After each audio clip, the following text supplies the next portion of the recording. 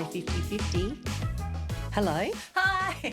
So we've got a crucial thing we need to talk about first. How do you spell zhuzh? Zhuzh. Zhuzh. Grayson, of course, said, why didn't you just ask ChatGPT? I'm like, well, I couldn't ask on Google. Then I thought he was going to do it for me. Nah, he was just starting the recording. Yep. He knows his job. He's unionised. I wasn't even going to talk about his last gig last night, but I'll be polite. I won't say where it was or what he did, but let's just say Grayson had a very good career-enhancing gig last night. Yay. Very proud, and he managed his stress. They didn't even help him, and I said, did you panic like I would have? And he said, no. I was like, oh, there's a stable emotional state for you. Lovely. How nice. Bonus. Yeah. So excited for him. Yay. I know, me too. Hey, I'm very Grayson. excited. It's awesome. I saw video. Yeah. Very, very cool, man. We're going to be in. We're going to know someone. I hope I get counted in this, Grayson, when success comes. Because I'm not exactly family, but I feel like family. Oh, yeah. On the way here, my child, who I asked if I could mention him, and he said if I ask, I don't have to pay him $5, but now he's changed that because he really likes the $5. So he said I could either give him $5 to share this anecdote I'm about to, or as long as I can slip in the term chimichangas somewhere in the conversation without alerting you or the audience that I needed to do that. And I said, you'll be getting your $5. I like to think He is so sneaky. honestly, we put some money in the God. bank for him the other day, and let's just say he's doing fine. He's doing fine. Chimichangas. And no couldn't one noticed. And no one, I'm not allowed to explain it. I have to put it in a sentence. Yeah. I can't refer to him, and I'm like, there you go, you've made your $5. But actually the $5 is worth it, right? Yeah. Because what a sweet thing he said on the way here. So we're talking about everything on the way here. There was some conspiracy theorists on the side of the road, and we were talking about how in these days, like Martin was saying in our interview, you know, Facebook is just old people and bots, and it's very hard to tell what's real.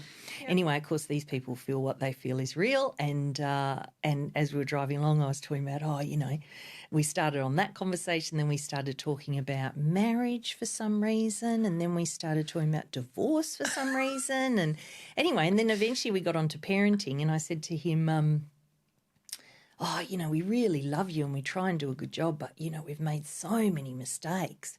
And he goes, you haven't made any mistakes, Mum. And I said, oh, that's so kind, honey, but, sometimes I'm rude to you, I'm impatient, I act like Pa acted with me, I make so many mistakes. And he said, I don't know if I'll be able to say exactly what he said. He said, they're not mistakes, they're progress steps along the way. He's like a little guru. I'm like, you can have $10, buddy. I said, oh, that makes me feel so much better, honey. Thank you. Progressive steps along the way. And then when we got here, he let me give him a gratitude hug because, he's a bit cool now with hugs. I only get him if he wants to. There's no the other way. I said, can I just give a little thank you hug? And I noticed he was a bit soft as I hugged him, like he was, that's okay, you can hug me, Mum. I think he's like, you can hug me, you poor beggar. So hard on yourself. You're just progressing. It's all right. You're just progressing. You'll get it right one day. It's actually a great segue because I have had the best week I can think of in forever. Oh, really? Yeah, I'm literally going to tell you one thing after the other that has worked or brought me joy or happiness, right? Awesome. Yeah, huzzah. So how did the week start? The last time we did Friday 50-50, we pod coached me as our first coachee, which I thought was kind of perfect that I was the first person we coached. It was all by accident. It was by accident. And when we first recorded, we thought, I don't know if I want this going out. I like our guests are often worried, vulnerability, hangover. Oh, I don't know, I shared a bit too much.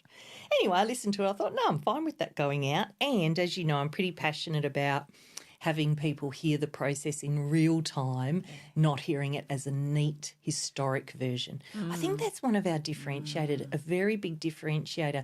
There is a lot of people that talk about past difficulty and say, I used to do X, Y, or Z and now I'm superb. But I do this on my way with some superbness along the way and then some mess along the way. It's in real time. Real time. Real time progressive steps. Real time progressive steps. Not mistakes, Danielle. Progressive steps. Progressive steps. How lovely. What a child. I know. It's like a little guru thing. That was awesome. I've shared, Confucius says. honestly, I've shared this on here before, I'm sure, but when he turned 10, I did a little picture of him on Facebook and we were having breakfast together. And I said, if God doesn't give you more than you can handle, he knew Andy and I couldn't handle anything because this kid's awesome. Yeah, he is. He's like incredible. I have to be quiet with other parents because, like, oh my God, I've got these nightmares. And I'm like, yeah, me too. I'm like, oh, no. Keep your mouth shut. So that was beautiful. So I've had this wonderful week, and the reason I mentioned the coaching is one of the first things that happened in my great week was not a great thing. Ooh. But I think I shared on the pod coach episode that I was trying to shift my resistance to feeling jealous, and that was starting to give me some freedom. Does that ring a bell for you? Yeah.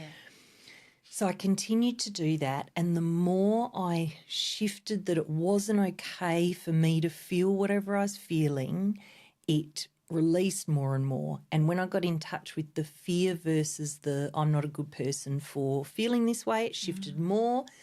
Then I saw another level of why I'm not allowed to be jealous that I don't think I shared on the pod coach, which is, Danielle, a bit like yourself, I'm here to serve and look after other people. That kind of identity wouldn't feel jealous of someone else's success. Total mismatch for how I tell myself I'm a good person. Total mismatch, right? I should be celebrating everyone because I'm here to help other people. Yeah. So then when I get jealous, can't be with that. Resist. So I had this, so I'm like, oh, yeah, this is perfect. I'm getting all of this. Wonderful. And then, of course, as the universe does, goes, are you getting it? Let's give you a test. Let's give you a test and let's make it a big one. Yes. Yes. So I will keep this confidential out of respect for my friend, but she will know who it's about, and other friends of mine will know who it's about, but it's a great story. If she gives me permission, I'll give her a shout out on a future podcast. Or I actually thought I might have her on. I'd love to interview her. She's in Sydney. Anyway, this friend's doing very well. She's worked very hard and she's got quite a big following on Instagram, and she's just been fantastic. She's doing this career she loves. She puts in so much effort. She works so hard. She deserves all her success, right? But what happened for me is she got to be on one of the morning shows in Australia like that. We see it on our group chat and my blood ran cold. It was so obvious that the underneath feeling was fear that I couldn't even get to the resistance because it was like I'd been told my pet had died. I got that cold rush and I went, oh, I'm so shocked and I'm so frightened. I'm literally having that cliched fear experience of my blood running cold. So because, thank you, whoever was looking after me, if I hadn't got to the point I'd got to in the previous week or 2 weeks, I just would have probably been in hell till now. Yeah. I just would have been in it all week and just self-hate. Circling the drain. I would have been in the drain with the hair and gauze from the shower, just living there, right? Gross. Anyway, because I was at the point where I was able to realise I was having a fear reaction, I did my meditation and got the fear and sat with it, and it wasn't as painful as the resistance. The fear is nowhere near as bad. That's like when you said to me, oh, if I say to you, what are you scared about? You want to hit me? And I go, no, that's where it gives me a lot of freedom because the pure emotion doesn't have the pain. The resistance has the pain. So I can't remember the exact steps, but I have this cold reaction. Then I work through my meditation. I send my friend a supportive message because, of course, that's one's job, no matter how one's feeling. Yes. But then I got more in touch with, through the meditation, as the fear shifted, I got this joy for my friend. Yeah, like real joy for my friend and real pride and our connection and our long friendship and I really could feel this real happiness for her. So then what I did is I watched the video again, and she did such a good job. So she's an expert at what she does, but through her own admission, she's not as strong sometimes at the soft skills. So, you know, having the friendly face, smiling, the right tone, you know, she'll be more serious, say, put it that way. And she was on this show dealing with two hosts. They were throwing whatever they were throwing to her, and she just did this perfect combination of expert and warmth. Oh, was perfect. Lovely. So I messaged and said, and it took a bit of generosity because of this other smaller part of me, but I messaged and said, you did this well, you should be so proud. And then she came back and was grateful for that, and we went back and forth a couple of times because we were talking about stuff that worries us or our insecurities, and that helped us connect. And then I sent her a voice message and really expressed just my delight for her. That was wonderful. It was wonderful for me to do it. It was wonderful for her to receive it. But the thing that shifted in me is having been big enough, and I will give myself kudos because it really took something against this. Oh, yeah. It was big. It was big, yeah. Letting myself get over myself, or get over the little part of me or the monkey part of me, and actually feel my happiness, be my true self, express myself as me, and her delight in that, it really got me to see the possibility of getting in touch with how I actually feel when other people succeed. Yeah. And it's so beautiful. Yeah. And because I always knew I got that instant of happiness before all the other had come in, I couldn't help myself but feel a second of happy, but then all the other stuff would land on my head.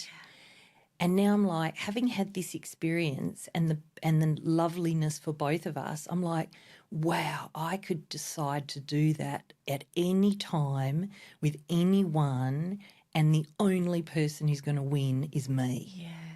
Yeah. Yay! Yay! Celebration. Do we have celebration? No. Chris is like, Not even no. the face matched a celebration. We need a Woo! Yeah. What is it that That's amazing. Andy and Sam do, the Zuvella? Is that what it's called? The like, I can't do it clearly. That was more like a goose. Hi, Betty. Betty's got a new goose. Oh, okay. Yeah, his name was officially Remy, and they got him from Noosa, but now he's Orlando. Goes by Ollie. Ollie Pops? Yeah, Ollie Pops. She sent me a video. He's having the time of his life. Anyway, that was closer to an impression of Ollie than that zoo. It's like a big horn they use at the soccer. Yeah, that's the kind of noise that feels like appropriate for this celebration. I mean, I don't normally clap myself. You can tell I'm quite pleased. Oh, no, that's clap-worthy. That is totally clap-worthy. I'm in awe because, that's some good stuff. Oh, it was so... you're right, when that feeling comes like you have... It's a split second, and we're off. Whatever it is, that's and we all have it. We all have a different, our version, right? Recipe for that. And it doesn't make sense. Like you can't. I was trying to explain it to Dan the other day, and you feel like one of those crazy people on the whiteboard going, "Well, this happens and that happens, and I feel like this, and then I feel alone, and then I want to go hide," and it's like. I know that doesn't make any sense. That is what happens in my brain. That's right. It's instant. It's connected to something that happened before. It's definitely connected to the limbic system or the amygdala. It sets off the warning, you are going to die. Danger. And do you know what? This part, actually, I'll pause before I say it in case I decide not to share it because it's too woo-woo, and I do still want to respect my friend, and she might not like that I share this, or it might just be me not wanting to be vulnerable. So the thing that when I did my third or fourth meditation, I did one of Lockie's meditations, and when I work with him, we do how you're feeling in your body, what's emotions coming up, lots of rounds of that and breathing. Then we choose a photo off the table and talk to the younger version of me that's in it. Yeah. This particular time I do the meditation, not having this other story still on my mind, I do the meditation, notice how I'm feeling, look at the table, and the picture that was there was when I got my TE results, because I didn't used to have this feeling that I've described so much here. I didn't used to have it, one, because I was kind of the succeeder as a kid, but I just didn't have it, and I didn't know when it started. And what was so spooky was when I did the meditation and there was the photo of me getting my TE results, My TE results, I was meant to be the one that got the best academic results amongst our friends. This friend of mine that I've just been talking about was actually cleverer than me, but I had always got the better results. When we got our TE, I didn't get the score I expected and she got a better score than me. And I remember getting the piece of paper and feeling that shock and feeling I have failed, I am not good enough, and I can't tell anyone that because it'll be petty. And the resistance kicked off, the fear kicked off, and it's exactly the same person that I just healed it with last week. Yeah. Wow. Like magic. Magic. Like magic, man. It's incredible. Isn't it? But yeah, what did I learn? That's so cool. What did I learn that's useful for someone else? The thing that had me trapped forever was the resistance. I also learnt another trick in amongst it all because I had the resistance come up one night in amongst all of this work.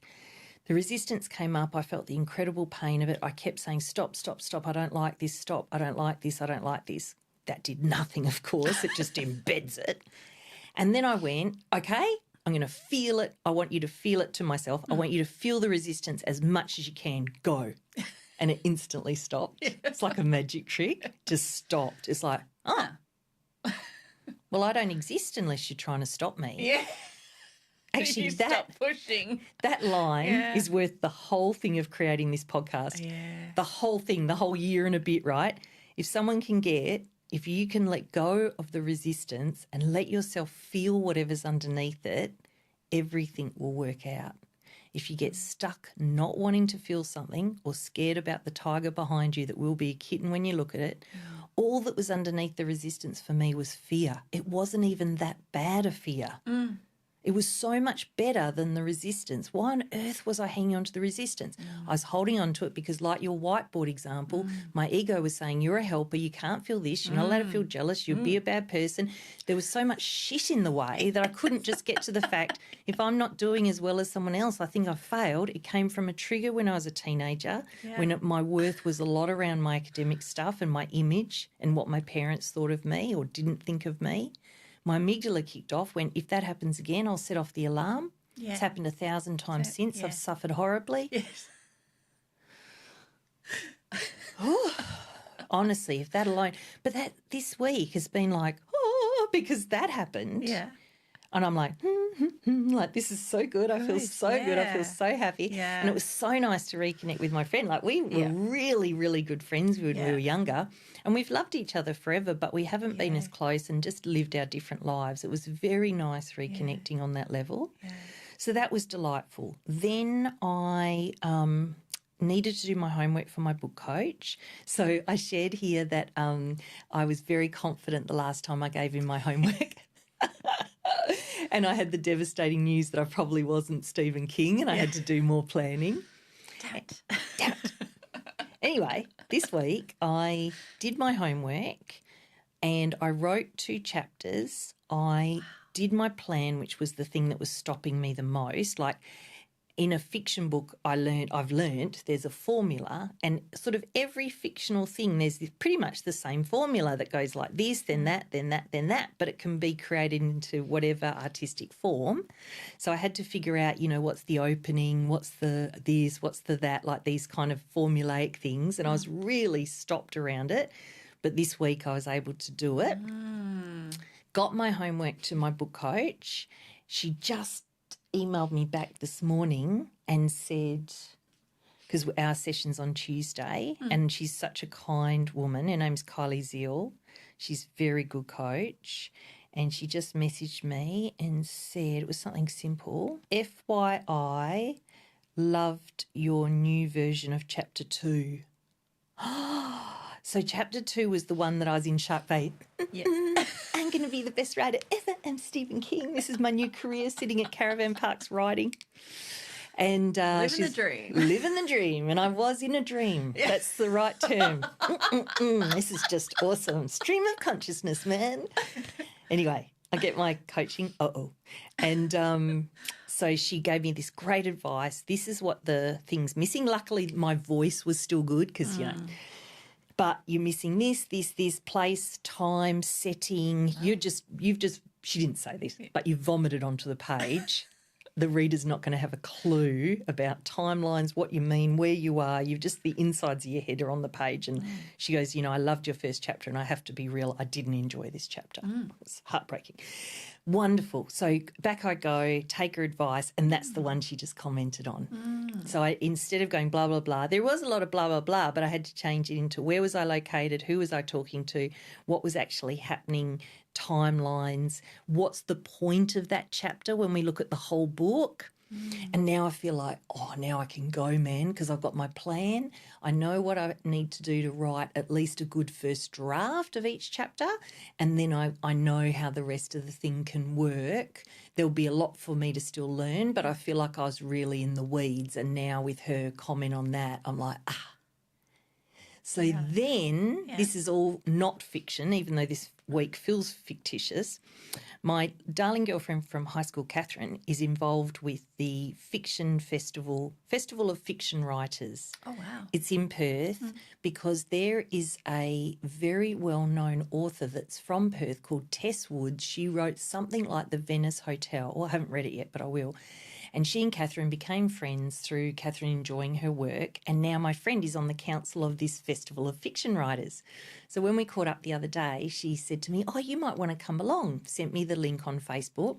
Anyway, what you can do there is you can do 5-minute pitches to publishers. Oh, wow. Yeah, and I got on this morning, 8 o'clock, going, will I be ready? Well, if I book it, I will be ready.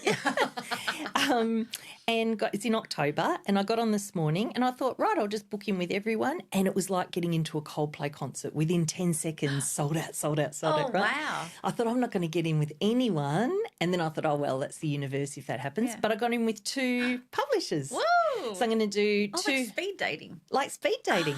So you do Awesome. 2 5-minute pitches, but you only do 1 minute, like an elevator pitch about your book, and then the other 4 minutes is them asking you questions.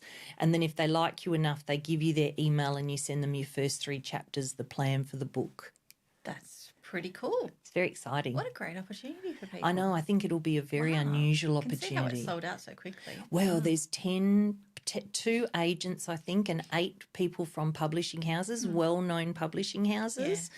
And pretty much the only one that hadn't sold out by the time I finished wanted such specific young adult writing that it didn't match a lot of the attendees. Yeah. It, of course, gave me the idea to become a young adult writer. Because I've got Sam, I can adapt, I'm pretty immature, and let's figure it out. Yeah. Because they all want young adult, like the next Hunger Games, right? Yes. The next Hunger Games. Yeah. I don't think I can write that, but anyway, wonderful. Now, is that all my good news? Let's have a look. So, that was a lot. yeah, and I got one more. Lockie said to me, I don't know if I told you, I think I did because I was stomping my foot last time because he said he wanted me to do a talk. I told you about that, right? Yeah, we talked about that, I was like, no, I don't want to do that. And then I went, I think that's how we got onto Pod Coach. It was because you said, are you sure?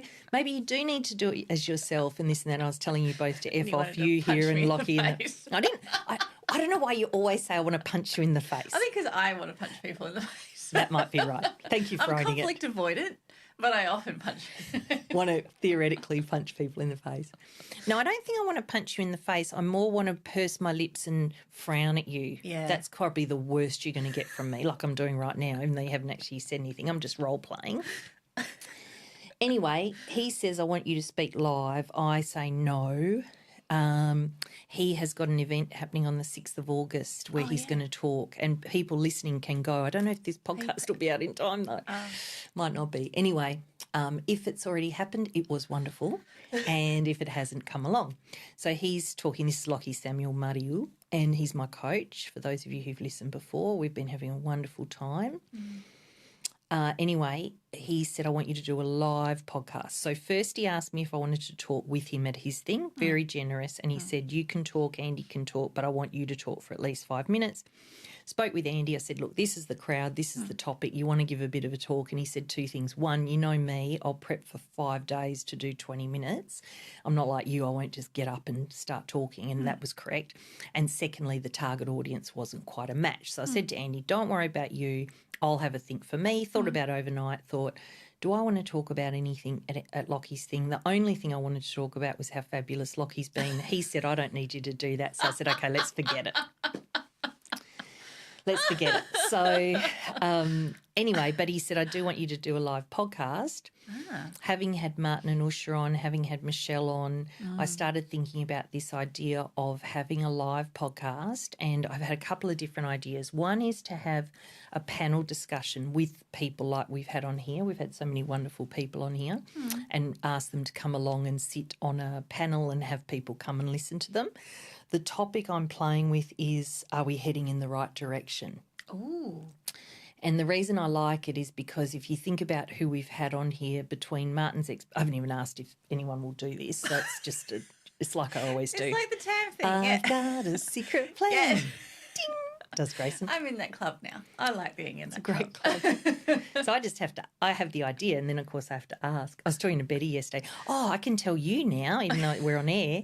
You don't need to answer. So I said to Betty yesterday, she said, oh, are you still going to come and see me in January in Sydney with Danielle? And I go, oh yeah, I want to, but I haven't told Danielle. I haven't spoken to Andy, and I haven't even asked you whether we can stay with you. And she goes, okay, well, find all that out and get back to me. I said, I will.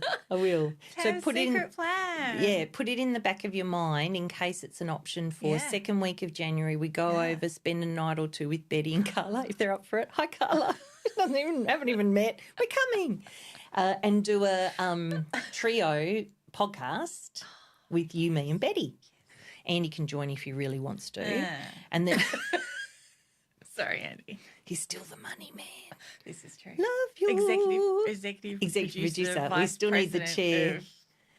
Vice President of Finance. It's our 13th wedding anniversary today. Oh, Lucky 13. Congratulations. Thank you. We're out tonight. We're going to Gibney's in Cottesloe. I've booked us a place in Freo to stay. Nice. Sam's feelings are a bit hurt because he wanted to come, or we just made an extra $5. But I said to him, the places we're going are pretty much adult only. And then, of course, I was going to say to him, look, on anniversaries, parents tend to do something else you might want to. And then I thought he will just be so upset if I say that. He's not at the point where any of that subject is discussable. So I was like, I won't say that bit, but I did say to him, it's 18 plus. Poor little bugger. Anyway, he wants to come next time we go out for dinner. When we go out with you and Dan and Usha and Martin. Right. That's another secret plan. Yeah, but that one is not so secret. And I said Sam can come because he really wants to be involved. And he's so lovely. That one's not going to be 18 plus. No. That would be actively odd. Yeah. Okay, so that's beautiful. I wanted to read,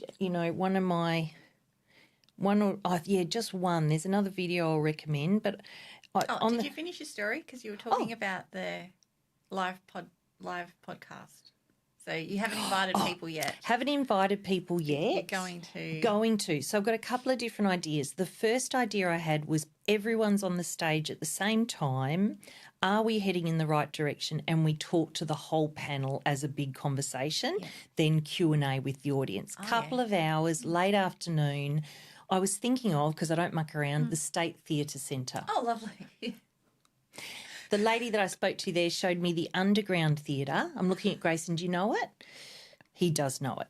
But I looked at the Underground. I was like, does that have the right atmosphere? Vibe. Yeah, vibe. So then I said to her, what about if we use the Heath Ledger Theatre? And she looked at me. Grayson just put his hand to his face. Why have you got your hand to your face?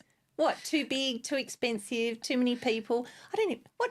He's reacting. I've got to believe in my own dreams, obviously. He's having a reaction like I've said. I'm going to hold it at what's the massive one at the river? MCG or something. Yeah, or the one at the front of Perth where everyone holds their stuff, the convention centre.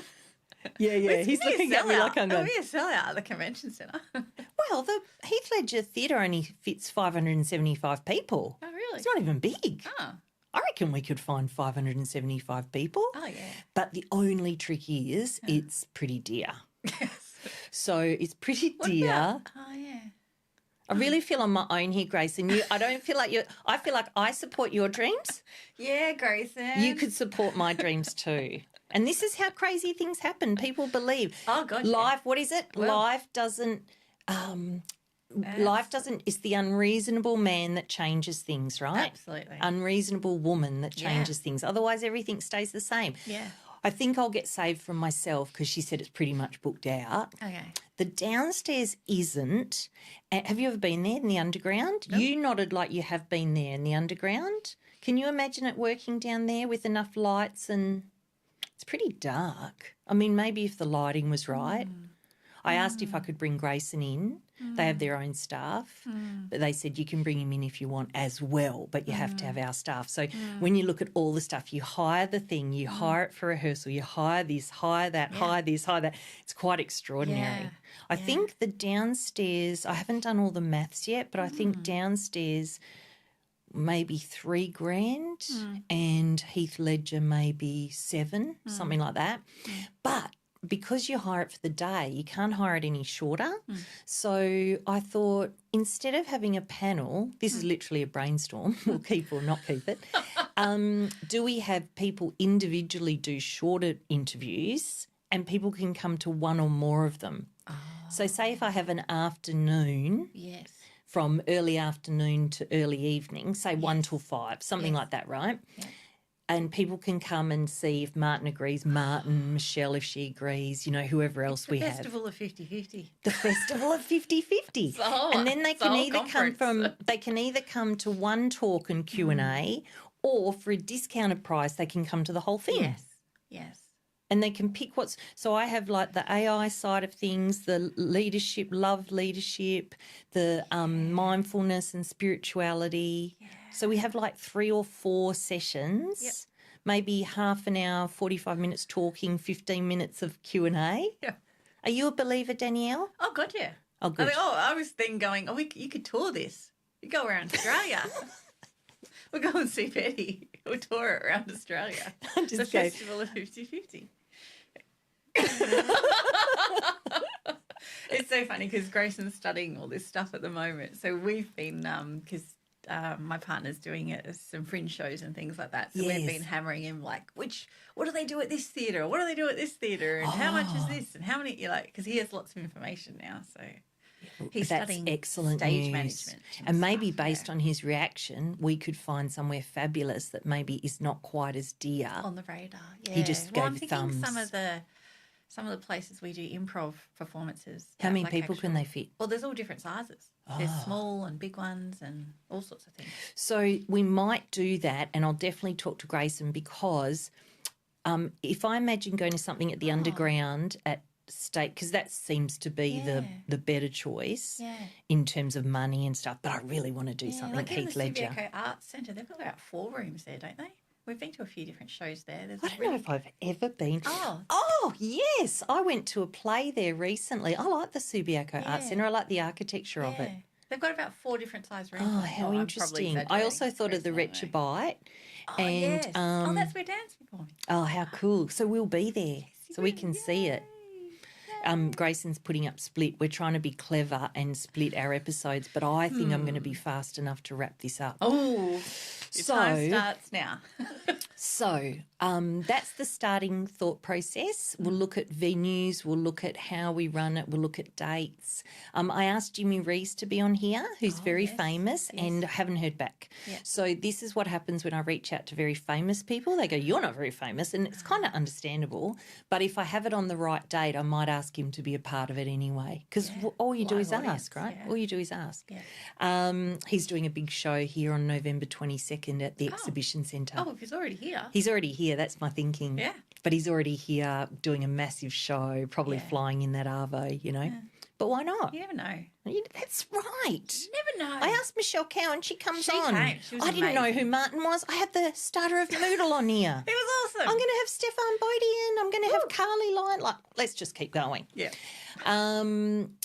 So, I was going to rack back. It's not even a word. Go back to the relationship stuff, but I feel like we sort of left that now. All I wanted to say was there was one thing on. No, it doesn't work now because it's not even part of what we were talking about. It was basically about different people, how you can get along. Is it Poetry Corner? Oh no, Poetry Pause. We'll do one final poetry pause. Yep. All right. So this is from Lewis Howes, massive podcaster out of America, and it's love isn't always about compatibility. And I thought this was interesting on my wedding anniversary. Okay. Alain de Botton from the School of Life was also just doing a video on this on another podcast, which we'll link in the show notes. People often overlook that love isn't always about compatibility, it's about adaptability. Two people can have different backgrounds, interests, or ways of thinking, but love grows when they're willing to adjust, compromise, and find a middle ground. It's not about finding someone who fits perfectly into your life, but someone who's willing to build a life together. Love is less about finding the one and more about becoming the one who chooses to stay, to listen, and to work through the hard times.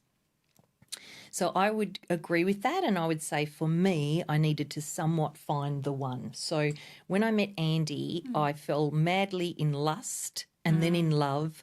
And for me personally, I need a level of chemical to have that continue to survive. Yeah. Then as we stay married, have babies, have businesses, are different people, have a Margot stuff come up, yes, all of what Lewis said there is true. Yeah. For other people I know, they don't need that first shebang to have things work out later. But up to where I was up when I met Andy, I did need that part. Yeah. And now we're into this part, if that makes sense. Yeah. But there's still enough of the... I like having... I read I promise this is the last bit. I read a thing in Sydney many years ago. A woman there was a relationship expert and she said, do you know what you need for a happy marriage, in her opinion, from all the people she'd counselled? Yeah. Sexual compatibility and commitment. Oh, that's it. Yeah, because one is sort of, but you can't really choose it, you have it or you don't, but the commitment is no joke. Yeah. So for me, I believed it at the time and I still believe it. For me, I need sexual compatibility. I need to feel it. And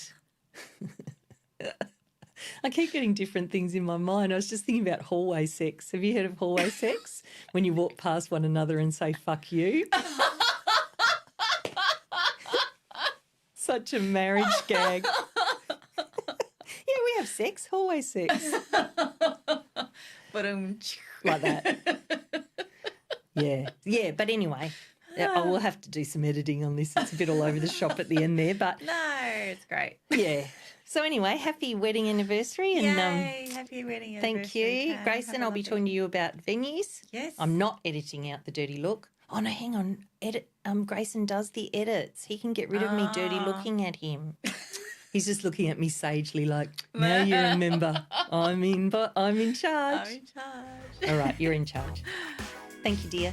See you next week. See you next week. Bye. Bye. Like what you heard? Like and subscribe.